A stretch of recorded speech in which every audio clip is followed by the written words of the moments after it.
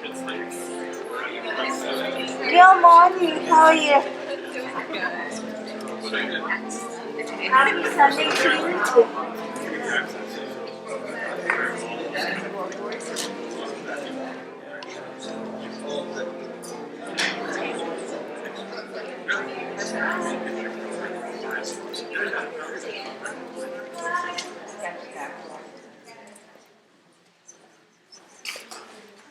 Good morning.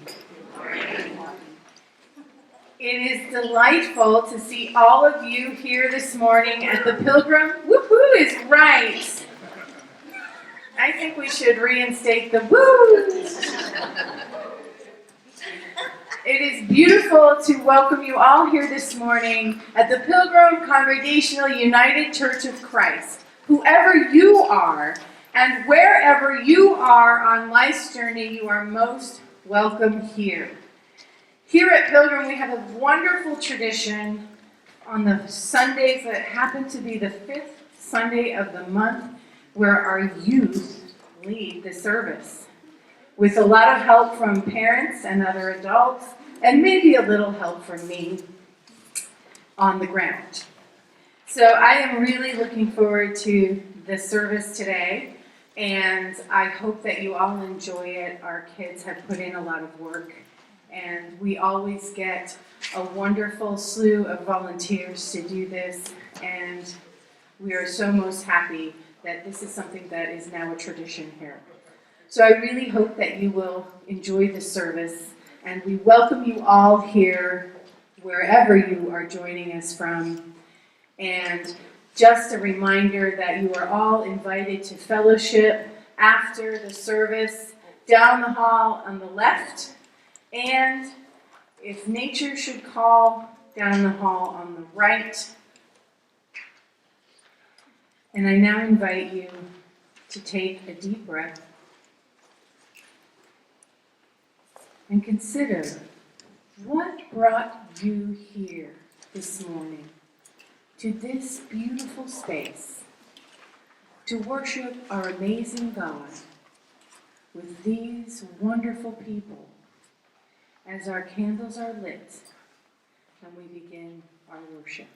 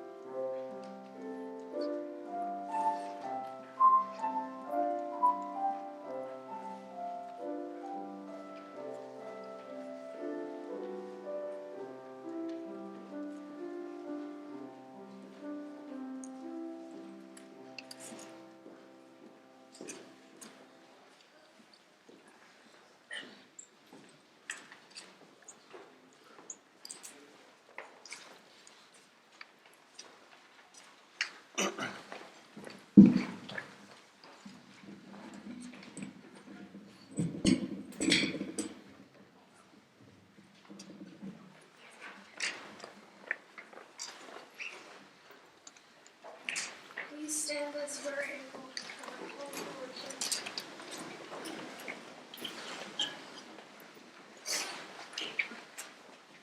Welcome to worship today. We welcome you to this place. I welcome you to this beautiful time. We come to worship in joy. We come to worship in sorrow. We come to worship to learn. Welcome to worship today. Let us listen to find something new. Let us take comfort in the community that surrounds us. Let us celebrate the good in life. We come to worship in hope. We come to worship in love. We come to worship together. Welcome to worship today. May this time refresh your spirit and restore your being. May it be so. May it be so. May we come come together in shalom.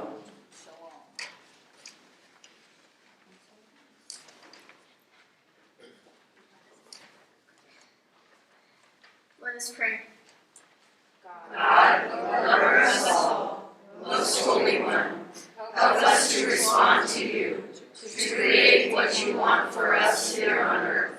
Give us today enough for our needs. Forgive our weak and deliberate offenses, just as we must forgive others when they hurt us. Help us to resist evil and to do what is good, for we are yours, endowed with your power to make our world whole. Amen. Please remain standing for our opening hymn, Hear the Voice of God, So Tender, number 174 in the New Century Hymnal.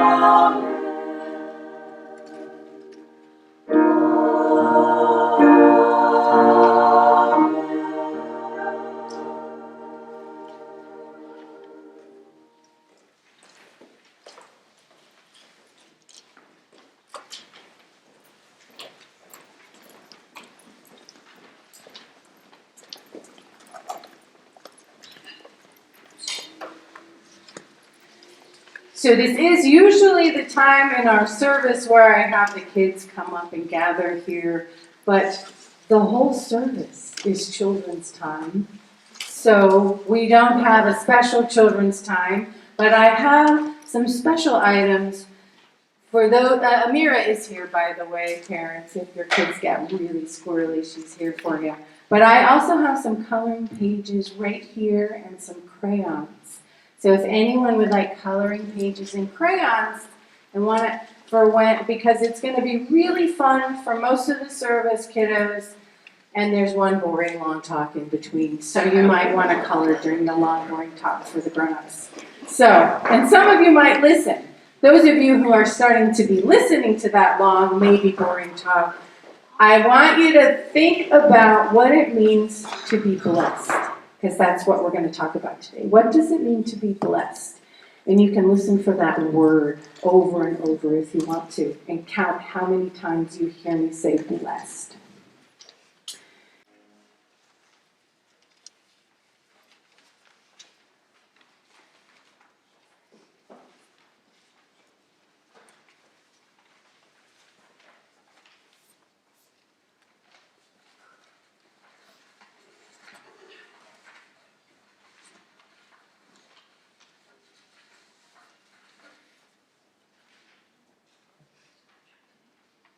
Scripture today is Matthew 5:1-12 from the Revised Standard Version.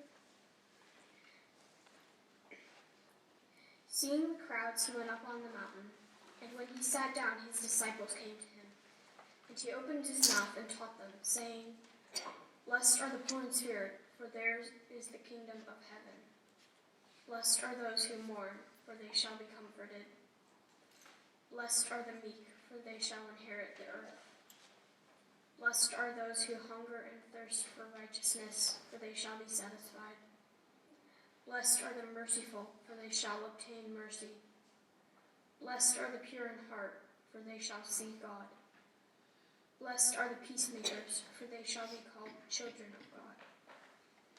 Blessed are those who are persecuted for righteousness' sake, for theirs is the kingdom of heaven. Blessed are you when others revile you and persecute you and utter all kinds of evil against you falsely on my account. Rejoice and be glad, for your reward is great in heaven, for so the prophets were persecuted.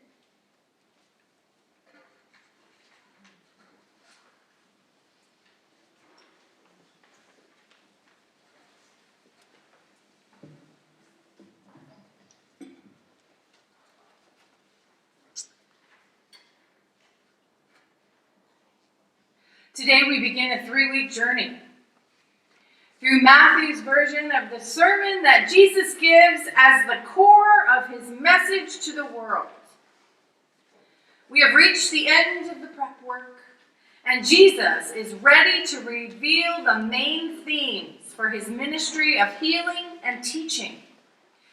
In a clear reference to Moses, we have Jesus escaping death as a child and going into Egypt.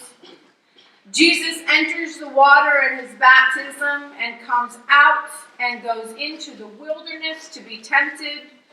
And now he goes up a mountain, surrounded by his first disciples and quite a crowd.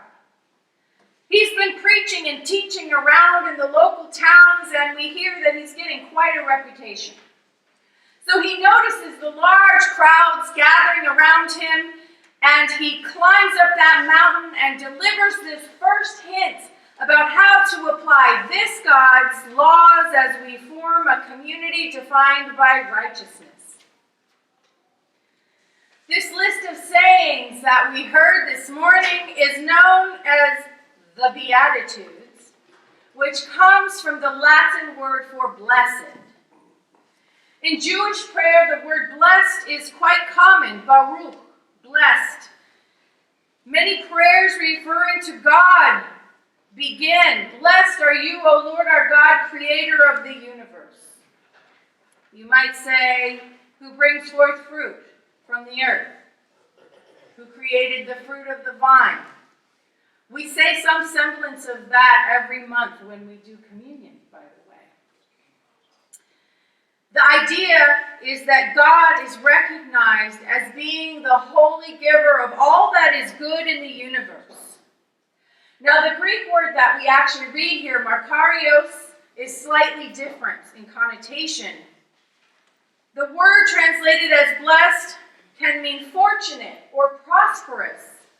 And putting the sayings together, perhaps we are invited to work toward a state of what I call shalom, which we know is the Hebrew word for peace, but it means wholeness, to be whole. So we are invited to work toward a state of wholeness, both individually and corporately. Now, there is some scriptural background in the Tanakh, in the Hebrew scriptures, in Isaiah and the Psalms, to support that this might be, happy are you. Happy are you who live in the halls of the Lord. Happy are you who praise God in the sanctuary and in the streets. Happy are you is a liturgical formula that has been passed down through the Jewish experience to Matthew's community and to us. How appropriate it would be for Jesus to begin his sermon on the law and the prophets with what is essentially a litany, a piece of worship. This is not a laundry list, by the way. This is one of those passages in the Bible that people look at and they argue about it in terms of, is it Matthew's version? Is it poor in spirit? Is it Luke's version? Is it poor? Which is the right one? Which is the better one? Because it's a laundry list of the state of being that we need to be blessed. That's not what this is. Happy are they who are imbued with these traits, for they will become aware of the presence of God in their context. Perhaps that's a way to look at it. There is a place for each of us to search ourselves and find something in each of these states of being that we can recognize as we work to express God's presence in our own context. So, I see it as kind of like Myers-Briggs. Some of you might prefer to look at it as the Enneagram, or whatever personality thing makes sense to you. Now, my understanding of the Myers-Briggs is that there are these traits. I've taken it twice. By the way, for better or for worse, in my sins and your wild ride, my personality in the Myers-Briggs is the architect of change. So hold on.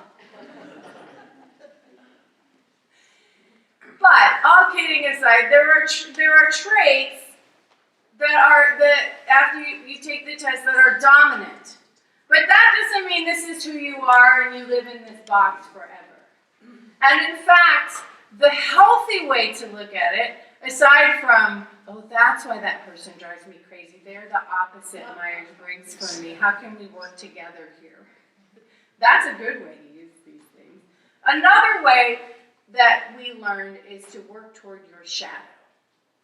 So if you're dominantly trait A, you work toward trait B, and that's growth. So I like to thinking about these states of being in the Beatitudes as, hey, how am I working in that shadow area? We all have a trait in each of us in the Beatitudes that might be dominant in our lives or in our current experience. So how do we live into that? And how do we live into the shadow of the traits that are less dominant? And it opens us up to be closer to an authentic connection with God's presence that they call us to. So we're going to take a closer look at each one. Blessed are the poor in spirit, for theirs is the kingdom of heaven. Poor in spirit refers to those who are humble. Happy are you who do not think of yourself as better than other people. So in the moment when our sense of self, what we are, who we are, what we have accomplished, diminishes our neighbor, we have lost our connection with the presence of God on earth. Happy are they who are humble, for they live in a way that honors the presence of God here on earth. Blessed are the meek, for they will inherit the earth. Oh, well, that one's easy, right? Blessed are the pushovers and those who say nothing in the face of abuse. I don't think so. Rather, happy are you who do not abuse your power. Happy are you who recognize your own privilege and maybe use it for good. If you are in a position of privilege, you do not take advantage of it, but use it as a tool for the good of the community. If you are in a position of privilege, perhaps you learn when to set aside your own need to speak and heed other voices that need to be heard. Blessed are those who hunger and thirst for righteousness, for they will be filled. To be righteous is to honor God's will, God's purpose for the greater good of the community and the world and all of creation. So to be righteous is to act with love for neighbor, to be charitable, to recognize one's duty to embrace the spirit of the gospel, as in radical welcome, feeding the hungry, visiting the sick and those in prison, clothing those without, acknowledging the realities of suffering in our world and working to alleviate that suffering. So hopefully I've eradicated this argument between Luke and Matthew. Blessed are those who hunger and thirst, or blessed are those who hunger and thirst for righteousness. They are the same thing. Because those who hunger and thirst for righteousness will feed people. Those who hunger and thirst for righteousness will actively seek that work which fills the needs of the world with loving care.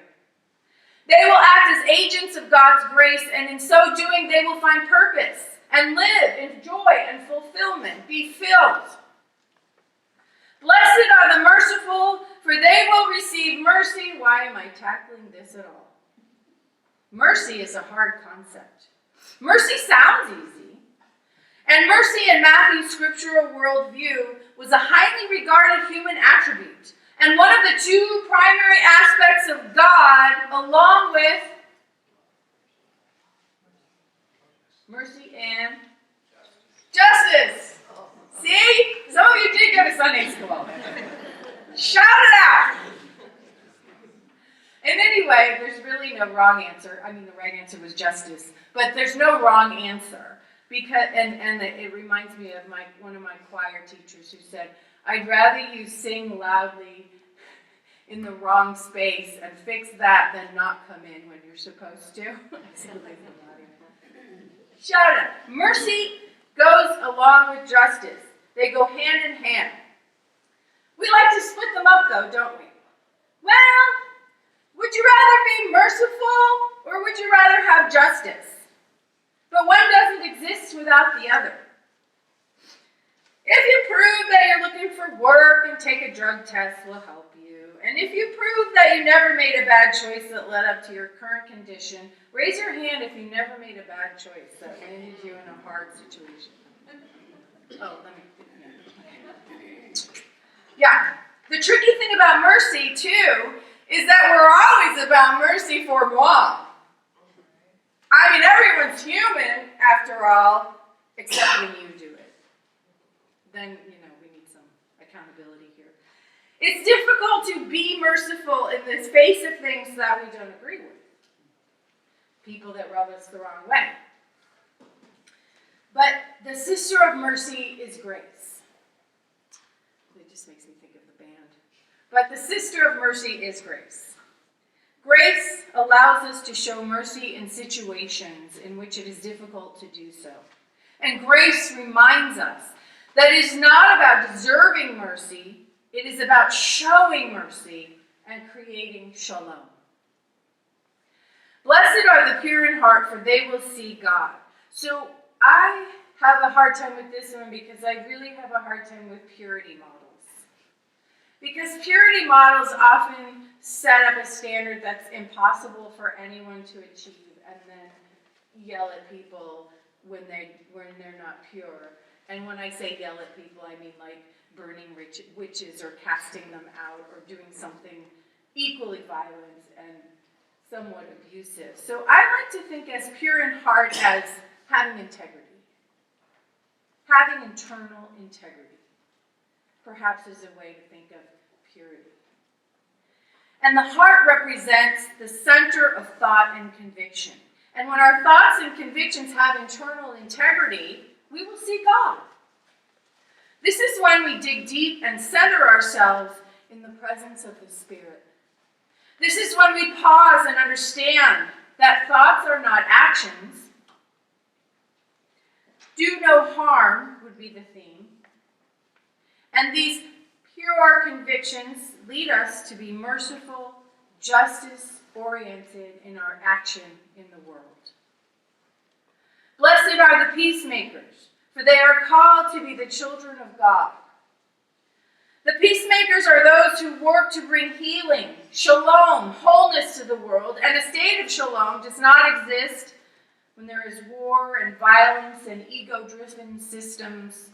Peacemakers are those who name the ways to shift our individualistic desires into restorative community building. Blessed are those who are persecuted for righteousness' sake, for theirs is the kingdom of heaven. That sounds fun. This one and those following are more difficult. There's a kind of progression here, though, from persecuted for righteousness' sake to when people revile you for my sake to rejoice. For the prophets were persecuted before you. The summer after college, I was talking to someone in this cafe, and I told her that I was thinking about entering the ministry, and she says, if you preach the gospel, people will hate you for it. And at 22, I was like, what? But now I get it. Because the gospel is prophetic, and the gospel is disruptive. It is a message of restoration in a world that wants to remain broken. It is a message of orienting structures to justice and mercy and creating community with an eye to the presence of peacemaking and comfort and turning the expected around. If we truly work for the good of the community, if we truly strive to be the church, the banner's back, folks. We're back in business. Be the church. If we truly strive for this, we will ruffle feathers. There's no way around it. We don't want to talk about poverty or racism or misogyny or LGBTQ plus realities. We don't want to talk about anti-immigration. We just want to love people, which is simple enough. But it is harder to name the structures that need to change so we can love people in the right way. It is harder to name the structures that need to change so that the God-given worth of everyone is respected in our society. I saw a meme once that said, to say you are welcome here is one thing, but to say this was built for you is another. To embrace the Beatitudes and lean into what they call us to be, we say to each one, hey, welcome. This place was built for you. Come on in and join the party. For happy are we when we choose to be the church. Happy are we when we choose to protect the environment. Happy are we when we choose to care for the poor. Happy are we when we choose to forgive often. Happy are we when we reject racism. Happy are we when we fight for the powerless. Happy are we when we share earthly and spiritual resources. Happy are we when we embrace diversity. Happy are we when we love God and friends. Blessed are they who enjoy this life. Blessed are we. End of story. Amen.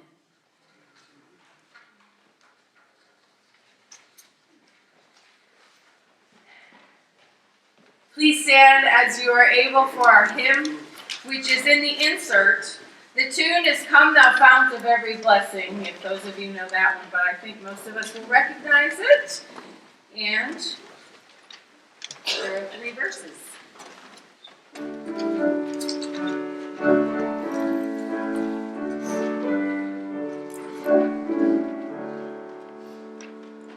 Blessed are the poor in spirit, God's world is surely theirs. Those in mourning will find comfort as an answer to their prayers. Be one's hopeless world despises, will inherit everything. God, your kingdom still surprises, may we seek the rain you bring. Blessed too are those who hunger and who thirst for what is right. They will not be prone to wander, for your will is their delight. Those who show God's care and mercy will receive that mercy too. God in Christ, you show us clearly of the joy we have in you. Those who share the peace God gives them will find blessings as God's own. Those who rest for faithful living will call heaven's kingdom home.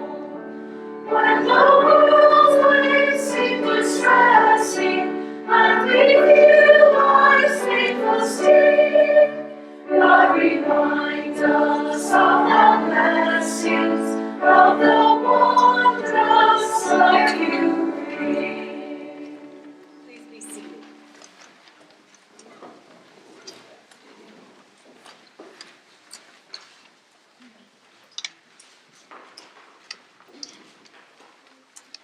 We come today to this place knowing that we are blessed.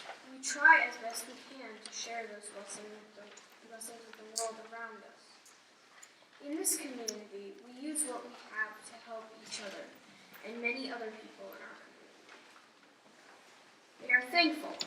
In this thanks, we give to the community so that we may continue to serve together. Will the ushers please come forward to receive the morning offering?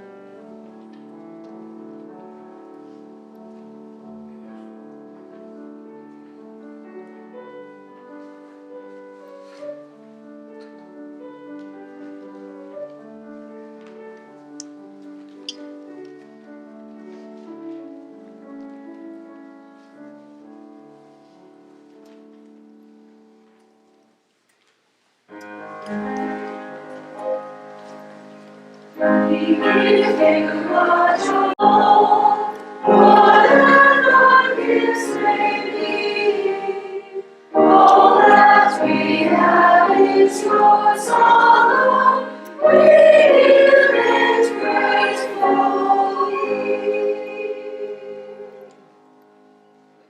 God, we thank you for these gifts. They represent a promise to continue to bring light to the world. May these resources be used in where they are most needed. Amen. Please be seated.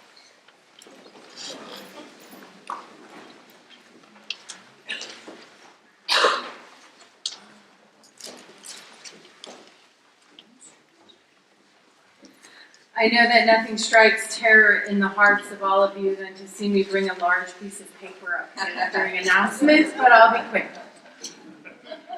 So I just want to remind everyone that next week is our annual meeting, and this is when we decide who we are going to be for the next couple of years. We have a wonderful slate of leaders who have said yes, and I am so excited about this, and thank you. So we will be presenting them for voting, as well as our budget and other matters that the congregation needs to look at for the good of the church as we move forward. I think, so those of you who are members have votes. Anyone who is active has voice. And so I encourage you all to attend and share in this wonderful congregational democratic process. And the council who would like to say, okay, let's get it going, is saying, Megan, don't say that. But when we be the church, that's one of the ways that we do that. So please come. It will be right after church. We're going to hold it in the fellowship hall. We go in there, get our snacks, sit down, and our fearless moderator will be here with jet lag from Ecuador. I feel no sorrow for her. Anyone who has jet lag from Ecuador, thank you for being here. I don't feel sorry for you because you didn't invite me. No, I'm just kidding. So, one of the things that we are looking at, and gonna just a preview to one of the things we're going to present is ways to grow the church and gathering a collection of people together, a small committee perhaps, to look at ways to do that. So I want all of you to be putting your thinking caps on and thinking about, do you want to be part of that? Do you know someone who would be really great to be part of that? And what are the 3 ways that you think would grow the church? And just think about those things. We're not going to discuss it in that way in that meeting. But I just think that would be an interesting exercise for each of us to think about what growth means and what it would look like. And I'm going to put a bug in everyone's ear that one of the major things that we can be working on that is scary to a lot of us is to have a very robust and consistent web presence. And so I just want to think about that too. And I want us to think about something someone was talking about, which I know is a very hard discussion for some of us, signage. When you first walk into this building, how do you know where things are? And think about it like that. If you've been here for a long, long time, think about what it's like for the people who just walk in and wonder where things are. You know, I give directions at the beginning of the service, but just little ways that we can say, this was built for you, to everyone who walks in the door. So, remember there's the sign up. I love seeing this fill up. Sign up for fellowship time. And we are going to be having instructions soon. Someone is making us signs for how to make the coffee, and that's a step 1. We're trying to get back to the smoother way things were happening, and I want to thank everybody who's been stepping up to make it happen. Full stop, and we will get there. And our new leadership has a lot of great ideas, and we will get there hopefully slowly. But remember our Myers-Briggs discussion. On that note, Linda Robothon is being intrepid today and trying out the dishwasher. So please, it's supposed to work. And Randy is helping her out by saying, I'll come check it. And hopefully not find a big puddle on the floor. But we are going to actually see how it works. So please use ceramic things today. And we're going to start recutting down. I know we have worked on this. We have our mugs, and we work on being more ecologically responsible. And so that's going to be another step today. We can work on having the dishwasher working. If it doesn't work, I don't know. And I want to invite you to something that just came up. There's going to be a refugee Shabbat in somewhat interfaith service at Temple Beth Israel this Friday. I'm part of the service because of our involvement in the sponsor circles, where we are, by the way, sponsoring a Ukrainian family who will be there. It's part of a larger Jewish organizational can't think of the word I want, sorry. Organizational, it's as if the UCC said, hey, we're going to do refugee services on this Sunday. The parallel organization, national organization in Reform Judaism has said, let's do a refugee Shabbat on this Sunday. So the synagogue is going to be doing that. There will be a potluck at 5:30. Please talk to me if you want to bring food. There are some rules. You don't have to have a kosher kitchen, but no meat, and so. And 7 o'clock is the service. So that will be in the e-blast as well. And put on your schedules the 22nd of February, which is Ash Wednesday. And we are having a joint service with First Christian and United Methodist Church at the United Methodist Church. And there will be more about that too, 6 p.m. And on that note, I will say anything for the good of the order. Yes. And please stand as you are able for our closing hymn, Lead On, Eternal Sovereign, number 573 in the Black Hymn.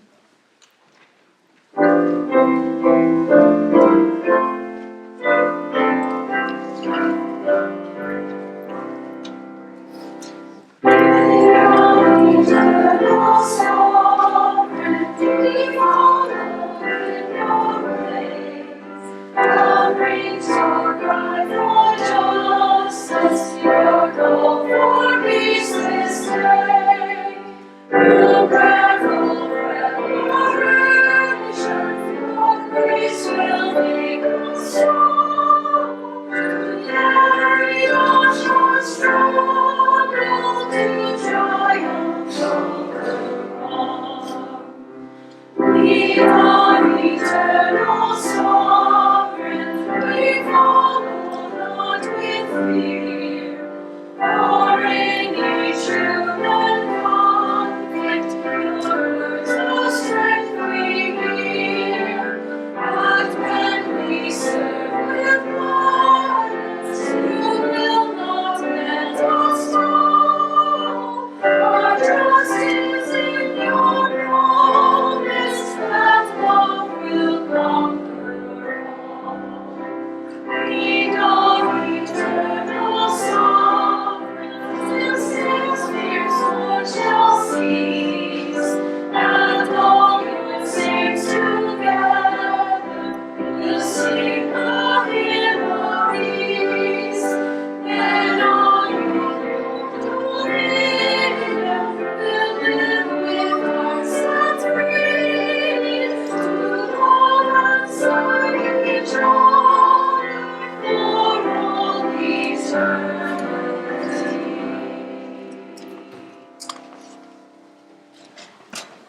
Today we go forth indeed blessed, blessed by the gifts of our youth, blessed by the gifts of those who work with them, blessed by all you who nurture them. Go in peace, serve the Lord. You are free. And let us now gather into our beautiful circle as we send one another out into the week.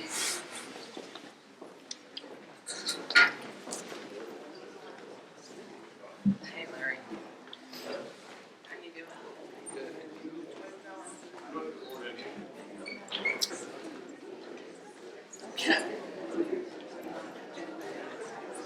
Do we have 50 people today? Really? I got 48 or 49.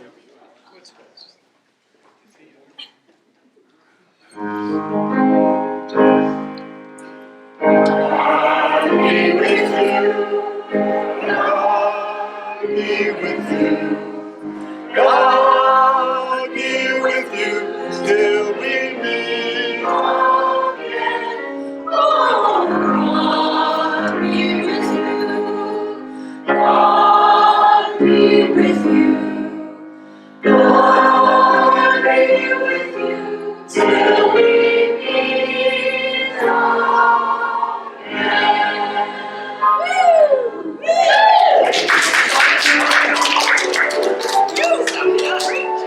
How are you doing? Good to see you. It's good to see you, sweetie. How are you? If you listen to anybody ask me, I like to say, yes, I'm doing great. I like it. Let's just keep doing great. Good for you guys. Brian Prince. Nice to meet you. My wife, Alice. I'm Brian Prince. Yeah, Brian. I'm Lori's boyfriend. Yeah, happy to meet you. We're gonna need it.